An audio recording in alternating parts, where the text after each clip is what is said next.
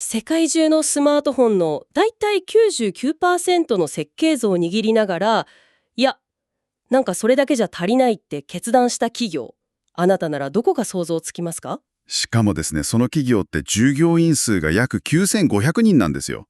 規模感で言うと日本の地方銀行より少ないかもしれないくらいで、そうなんですよね。たったそれだけの人数で1人当たり約1500万円以上の売り上げを稼ぎ出してる。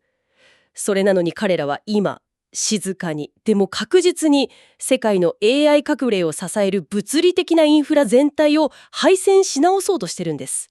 本当に劇的な変化の真っ最中ですよね。今回の深掘りのテーマはまさにその企業、アームホールディングスの最新決算です。私たちがお届けするこの分析のミッションは、単に過去最高の売り上げでしたっていう表面的なニュースをなぞることじゃありません。はい、それだけだとニュースサイトを読むだけで終わっちゃいますからね。そうなんです。アームという企業が根本的にどうビジネスモデルを転換させているのか、そして今後の AI インフラ全体に立ちはだかる本当のボトルネックはどこにあるのか、あなたと一緒にその深淵を解き明かしていきたいと思います。これまでのアームを例えるなら、自分では一切汗をかかない天才建築家みたいな感じでしたよね。汗をかかない建築家ですか？自分たちでレンガを積んだりとかコンクリートを鳴らし込んだりは絶対にしない。完璧な建物の設計図だけを描いて、それを世界中のチップメーカーに売る。で、彼らがチップを作るたびにライセンス料を受け取るっていう。非常に利益率が高くて効率的なビジネスモデルですよね。誰もが羨むポジションというか。そうなんですよ。でも今回の決算資料を隅々まで読み解いていくと、どうやらその天才建築家がついに作業着を着て現場に立ち始めた形跡があるんです。おー、現場に。まずはその前提となる事実から確認しましょうか。最新の決算では売上高が前年比 20% 増の 14.9 億ドルでした。はい、絶好調ですね。一時的な要因を除いたいわゆるノンギャップベースの1株当たり純利益 EPS は 0.60 ドル。いずれも過去最高を更新しました。数字だけ見るともう完璧な決算と言っていいと思います。確かに完璧なんですけど、ちょっと意地悪な見方をさせてもらうとですね、これって単に NVIDIA とかマイクロソフトが牽引してる巨大な AI ブームの波にうまく乗っかかってるだけじゃないですか。波乗りしてるだけ。ええ。撤去業界全体でお金が余ってるから、アームにもそのおこぼれが落ちてきてるだけなんじゃないのって思っちゃうんですけど。その見方はある意味で自然なんですけど、今回の決算の本質を見落としてしまう危険があるんですよ。本質ですか？私たちが注目すべきは、単なる売上の増加じゃなくて、経営陣が使い始めた言葉の変化。ここなんです。言葉の変化。何か特殊なキーワードがあったんですか？はい。彼らは今期、自社チップである AGI-CPU の販売をですね、単なる実験的なプロジェクトじゃなくて、新しい成長の軸、英語でシリコン・アザ・ニュー・グロース・ベクターって明確に位置づけたんですよ。新しい成長の軸。ってことはつまり設計図を売るだけじゃなくて完成品のチップそのものを直接売り始めるってことですか？その通りと言いたいところなんですが、少しニュアンスが違います。彼らが自社で巨大な製造工場を持つわけではないんですよ。工場を建てるわけじゃないんですね。ええ。ただ、クオルコムなんかのように設計から製造の委託、そして物理的なチップの提供までを自らの責任で手掛ける領域に足を踏み入れたってことなんです。なるほど。それってこれまでの中立的な設計者っていう絶対的なアイデンティティからの劇的なシフトですよね。まさにその通りです。ただ、その新しい成長の軸が本当にうまくいっているのか、財務指標を見ると正直かなり混乱する部分がありまして。そうなんですよ。SaaS ビジネスなんかで将来の売上を予測する重要指標に RPO ってありますよね。まだ売上に計上されていない契約残高、残り履行義務のことですけど。はい。将来の収益の安定性を図る上で非常に重要な数字です。今回 ARM のその RPO が27億ドルで、なんと前年比の 7% も減少してるんですよ。下がってますね。普通のテック企業なら RPO が下がった瞬間にウォール街がパニックになって株価が暴落してもおかしくないじゃないですか。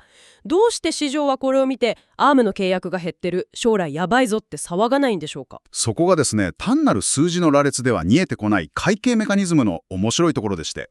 確かに RPO の減少だけを見れば警告サインのように思えます。ですよね。でも同時に発表された ACV、つまり年間契約価値という別の指標を見てみてください。こちらは16.6億ドルで、なんと前年比 22% も急増してるんです。ちょっと待ってください。将来の契約残高である RPO は減っているのに、1年あたりの契約価値 ACV は増えてる。一見するって完全に矛盾してますよね。これどういうからくりなんですか？企業とアームの契約期間の区切り方とか、収益を認識するタイミングが変化してるんです。最近のアームはより短期間で柔軟なライセンス契約を結んだりしていて、はいはい。より高度な技術へのアクセスを包括的に提供する代わりに、収益の前倒し計上が可能な契約形態を増やしてるんですよ。なるほど。なんかそれって私たちが普段使ってるサブスクリプションの支払いに似てませんか？サブスクですかというと、例えば私が動画配信サービスを3年分の一括払いから1年更新に変えたとしますよね。さらに高画質なプレミアムプランに変更したとしますよ。続けてください。サービス提供側から見たら私からの3年分の前払い残高、つまり RPO は帳簿から消えて減ったように見えますよね。見かけ上は減りますね。でも私が実際に1年間に払う金額、つまり ACV はプレミアムプランにしたからむしろ増えてる。これと同じことが起きてるってことですか？いや、まさにそのメカニズムです。長期の固定契約による未計上残高が減っただけで、顧客が ARM の技術に対して支払っている実質的な年間コストは急激に伸びているんですよ。なるほど。だから表面的な RPO の減少に騙されて、需要が落ちてるって判断するのは致命的な間違いなんですね。そういうことです。よかった。誰も ARM から離れていなかったんですね。でもその需要がどれくらい強いのかを示す、さらに驚くべき数字がありましたよね。はい。AGI CPU の需要ですね。そうです。ARM が自社で提供する AGI CPU の需要見通しが、なんとたったの6週間で10億ドルから20億ドルへと倍増してるっていう。これは異常なスピードでの需要の立ち上がりですよ。ですよね。普通たった1ヶ月半で需要が2倍になったら、経営陣は今年の業績予想を大幅に引き上げます。我々は絶好調ですって強気のガイダンスを出すと思うんです。通常はそう期待しますよね。なのに ARM は将来の業績見通しを据え置いたまま沈黙してる。これ裏で何か致命的なトラブルでも起きていて、単に弱気になってるだけなんじゃないですか？いや、弱気という言葉は適切じゃないですね。彼らはもっと冷酷で物理的な現実と向き合っているんです。物理的な現実。決算発表で CFO が現在供給体制を確認中であると発言しました。ここに全てが凝縮されています。供給体制を確認中ってことは、つまり作りたくても作れないってことですか？その通りです。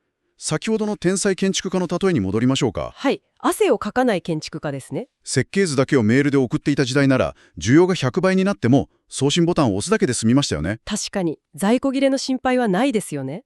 でも、自ら物理的なシリコンを提供する側に回った瞬間、彼らは TSMC のような巨大ファウンドリーの製造ラインを取り合うという泥すごい現実に直面することになるんです。なるほど。建築家がいざ自分で建物を建てようとしたら、世の中のコンクリートとクレーン車が全て他の業者に抑えられてたみたいな状態ですね。まさに。特に AI 向けの高度なチップでは、高 OS と呼ばれる特殊な先端パッケージング技術が必須になるんですよ。高 OS ですか？チップオンウェハーオンサブストレートですね。はい。複数のチップを一つの基板上に高密度で配置する技術なんですけど、今、世界中でこのパッケージング工程のキャパシティが圧倒的に不足してるんです。ってことは、どんなに ARM の設計が優秀で、どれだけ顧客が今すぐ欲しいってお金を積んでも、その高 OS の順番待ちの列に並ばなければ、物理的に世の中に出せないわけですか？そういうことです。需要が倍増したからといって、無責任に業績予想を情報修正することはできないんですよ。自分たちではコントロールできない。供給網のボトルネックっていう物理的な上限が存在するからですね。変化が早すぎて、現時点で確保できる製造ラインの確定値が出せない。これが彼らがガイダンスを据え置いた本当の理由なんです。物理的な制約という壁にぶち当たってるわけですね。でも彼らの財務基盤を見ると、手元の現金及び現金同等物は 27.5 億ドルまで積み上がってますよね。かなり潤沢ですね。データセンター向けのロイヤリティに至っては、前年比で2倍以上に成長してますし、やっぱり長期的なシナリオはかなり強固に見えるんですけど。おっしゃる通りです。そしてその長期的なシナリオを考える上で、絶対に外せないキーワードがあるんですよ。それがエージェント型 AI です。エージェント型 AI。あなたも最近テック関連のニュースで耳にする機会が増えたんじゃないでしょうか。はい。ただのチャットボットとは違いますからね。プロンプトを入力して答えてもらうだけの AI じゃなくて、裏で勝手に複数のタスクをこなして目標を達成する自律型の AI のことですよね。その通りです。ただ、これが ARM のビジネスにどう影響するか、そのハードウェアレベルでのメカニズムを理解している人は意外と少ないんですよ。どういうことですか？エージェント型 AI って裏側で常に状況のモニタリング、推論、そしてアクションを実行という複数の複雑な処理を並行して行う必要があるんです。並行して行うってことは脳みそが一つじゃ足りないってことですか？まさに、並列処理を行うためには物理的にチップに搭載されるコア数を劇的に増やす必要があるんです。ちょっと待ってください。ということはですよ、ARM のロイヤリティって搭載されている技術やコアの数に応じて単価が変わりますよね。変わります。もしエージェント型 AI のせいでスマホとかに入るチップのコア数が倍増したら、どうなると思いますか？スマートフォンの販売台数自体がこれ以上増えなかったとしても ARM が受け取る1台あたりのロイヤリティ単価は自動的に跳ね上がるってことですよね。その通りです。売るデバイスの数が増えなくても中身のコアが増えるだけで収益が倍増していく、これ無敵のビジネスモデルじゃないですか？そのメカニズムに気づいたのは素晴らしいですね。それがデータセンターのみならずエッジデバイス全体に吹く強烈な追い風の正体なんです。追い風ですか？じゃあやっぱり完璧ですね。ただし、物事に絶対はありません。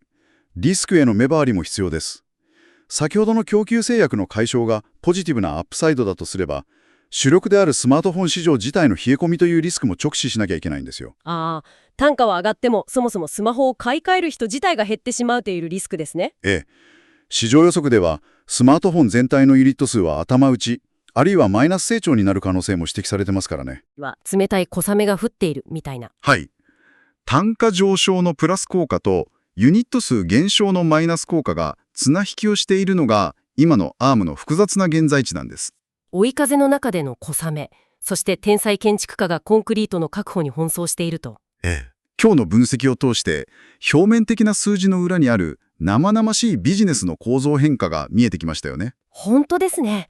まとめると今回の決算から得られる最も重要なインサイトは、ARM はもはや単なるスマホの設計図屋ではなくて AI インフラを物理的に供給する企業へと巨大な変貌を遂げつつあるという事実です。そうです。アイデンティティを根本から書き換えたと言ってもいいでしょうね。あなたも今後 AI がどれだけ賢くなったかというソフトウェアのニュースを見る機会がたくさんあると思います。でもその時はぜひその AI を動かす物理的なチップは誰が作り、どの製造工程で渋滞が起きているのかという視点を持ってみてください。ハードウェアの制約を知ることは本当に重要ですから。それだけでテック市場のリアルな動きが格段に面白く、そして深く立体的に見えてくるはずです。最後にあなたに一つ、この先を読み解くための問いを投げかけたいと思います。何でしょうか。